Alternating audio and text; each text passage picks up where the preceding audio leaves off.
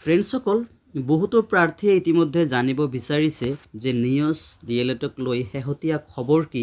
আনহাতে বহুতে প্ৰশ্ন কৰি থাকে যে নিউজ ডিএলএডটো আচলতে আহিব নে নাহে, সো জনাব। সো যিখিনি ফ্ৰেণ্ডসকল এইখিনি কথাক লৈ মই ভিডিঅ'টো প্ৰস্তুত কৰিবলৈ লৈছোঁ। আপোনালোকে নিশ্চয়কৈ থাম্বনেইলত চাব পাৰিছে। আনহাতে মই ভিডিঅ'টো প্ৰস্তুত কৰি আছোঁ। সো ভিডিঅ'টো স্কিপ নকৰাকৈ শেষলৈকে চাই থাকিব। ফ্ৰেণ্ডসকল, আপোনালোকে নিশ্চয়কৈ ইয়াতে চাব পাৰিছে যে শিক্ষক নিযুক্তি 18 মহীয়া ডিএলএড প্ৰাৰ্থীক দিয়া নাই আবেদনৰ সুযোগ। সো শিক্ষা বিভাগৰ বিৰুদ্ধে হাইকোৰ্টত 63 প্ৰাৰ্থীৰ গোচৰ।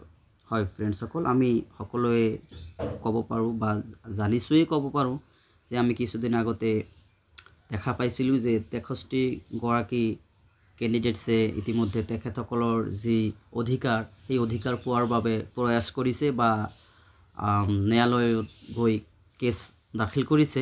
সো সেই সম্পৰ্কে আজি ভিডিঅ'ত জনাম। আনহাতে আমাৰ মাননীয় ন্যায়ালয়ৰ ফালৰ পৰা কি আপডেট দিছে বা কেতিয়া নেক্সট হিয়াৰিং আছে, এইখিনি কথা মই ভিডিঅ'টোৰ যোগেদি জনাইছোঁ।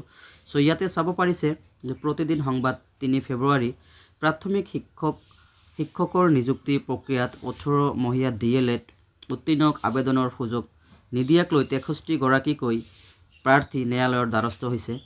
মৃগান কলিতাসহ 63 গৰাকী প্ৰাৰ্থীয়ে চৰকাৰ শিক্ষা বিভাগৰ বিৰুদ্ধে গুৱাহাটী উচ্চ ন্যায়ালয়ত দাখিল কৰিছে লেখ আবেদন।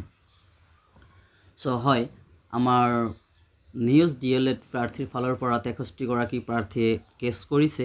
আনহাতে কেছৰ নেক্সট হিয়াৰিং ডেটটো কেতিয়া মই জনাই দিছোঁ। আপোনালোকে বাকীখিনি পঢ়ি ল'ব। যদিহে আমি গোটেইখিনি পঢ়িব যাওঁ তেনেহ'লে কিন্তু ভিডিঅ'টো দীঘলীয়া হৈ যাব। সো পাৰিলে আপোনালোকে স্ক্ৰীনশ্বট মাৰি লৈ গোটেইখিনি পঢ়ি ল'ব।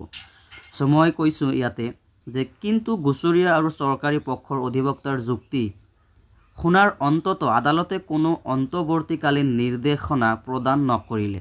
ইয়াৰ বিপৰীতে অহা 28 ফেব্ৰুৱাৰীত পৰৱৰ্তী শুনানিৰ দিন ধাৰ্য কৰে আদালতে। সো আপোনালোকে নিশ্চয়কৈ শুনিব পাৰিছে, অহা 28 ফেব্ৰুৱাৰীত পুনৰ শুনানিৰ দিন ধাৰ্য কৰা হৈছে। আমি কিন্তু ইতিমধ্যে কিছুদিন আগতে শুনা পাইছিলোঁ যে 16 ফেব্ৰুৱাৰীত মানে এটা হিয়াৰিং ডেট আছে, কিন্তু নাই। ইয়াৰ আগতেতো আমি সৰু সুৰা কিবা কিবি শুনিছিলোঁ যে 22 তাৰিখ বা 28 তাৰিখ, সো তেনেকুৱা কিবা কিবি শুনিব পাৰিছিলোঁ। কিন্তু আচলতে আমি সেইখিনিত আমি ধ্যান নিদিওঁ। সো আচলতে আমাৰ আজিৰ কথাখিনি হ'ল যিটো সঠিক কথা, কিয়নো আমি মুখৰ কথা মানে বিশ্বাস কৰাটো ইমান কি নহয়। সো এইটো যিহেতু আমাৰ পেপাৰ যোগে প্ৰকাশ পাইছে, এইখিনি কথা আমি মানিব লাগিব।